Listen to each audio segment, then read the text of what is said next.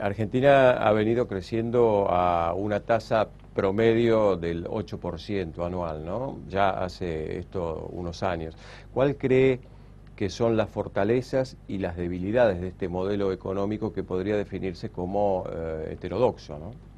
Well, the big strength, I think, especially during the last expansion, was the heterodox policy of what we call targeting having the central bank target a stable and competitive real exchange rate.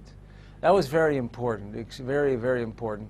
And the commitment of the government to growth. You know, that is why China grows as fast as it does, because the government has a commitment. They did not go into recession last year like most of the world. So I think that is the strength.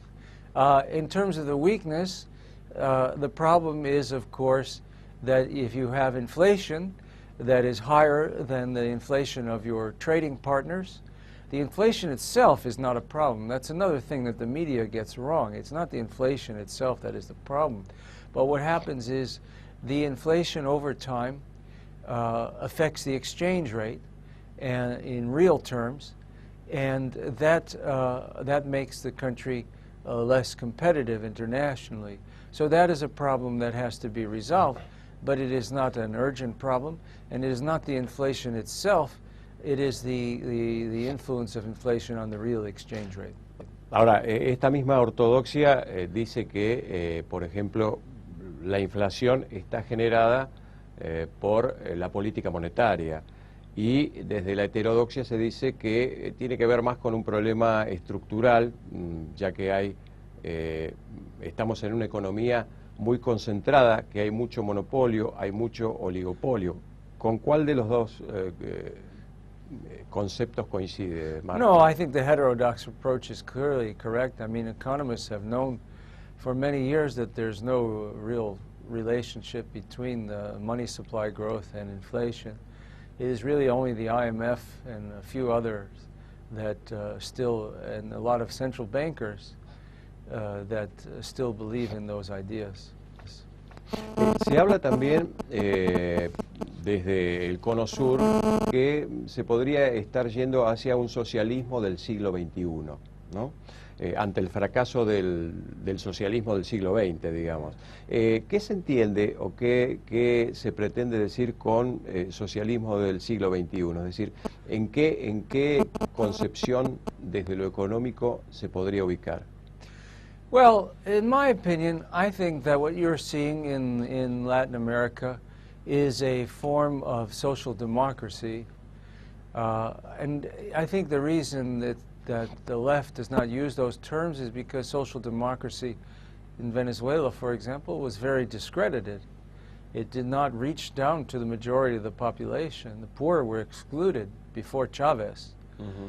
And so now what you have is more of a social democracy. Even in Venezuela, if you take that as an example of the most left of the new left governments, if you look at all the nationalizations that have taken place in Venezuela, it is outside of oil, it's not even 2% of GDP, you know, it's not that much.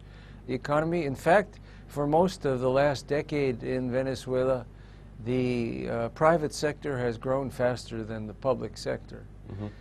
Really until last year or so this was true. And so I think that it is a form of social democracy. It's countries taking control of their national resources. It's basically reversing some of the horribly destructive neoliberal reforms that you had, for example, in Argentina in the 1990s. Look what they did to this country. I mean, it was practically destroyed the economy from 1998 to 2002. And so what these governments are doing is they're looking for new ways to make the economy work after a long, long failure. I think most people don't realize this, but the failure of neoliberalism from 1980 to all the way through the 2000s, most of the 2000s, is something you haven't had here for more than 100 years. Just to give you an example, From 1960 to 1980, income per person in Latin America, which is the most basic measure that economists have of economic progress, income per person grew from 1960 to 1980 by 82%. From 1980 to 2000, it grew by 9%, which is nothing. So a whole generation and a half lost any chance to improve their living standards. Again, this really is very unusual in the whole history of capitalism. So this is why you have all of these left of center governments now looking for different economic policy, because there was an unprecedented long-term economic failure. Muy bien. ¿Querés hacerle alguna pregunta, Jorge? Sí, solamente porque siendo que Mark es un economista, de los pocos economistas que sigue América Latina, pero no solo sigue América Latina, sino tiene una posición a favor de los procesos de cambio de la América Latina. La pregunta es, ¿por qué se deforma tanto la imagen de los procesos populares en América Latina en relación a la opinión pública, pero también la opinión progresista norteamericana? ¿Por qué existe tanta distorsión respecto al miedo de América Latina? Well, the problem in the United States is that we don't have, on foreign policy issues, we don't have an independent civil society that is recognized by the media. So in other words, everyone you see on television or hear on the radio, or almost everyone, is either a government official when it comes to foreign policy. They're either a government official, a former government official, or they are getting money from the government. There is no real independent civil society that is allowed to comment publicly on foreign policy in the United States. That is the structural problem. And so foreign policy does not change. I mean, we have a new president, Obama, you know. The people elected him because they wanted change. And in the foreign policy towards Latin America has not changed at all under Obama. It is maybe a little bit worse than it was under Bush.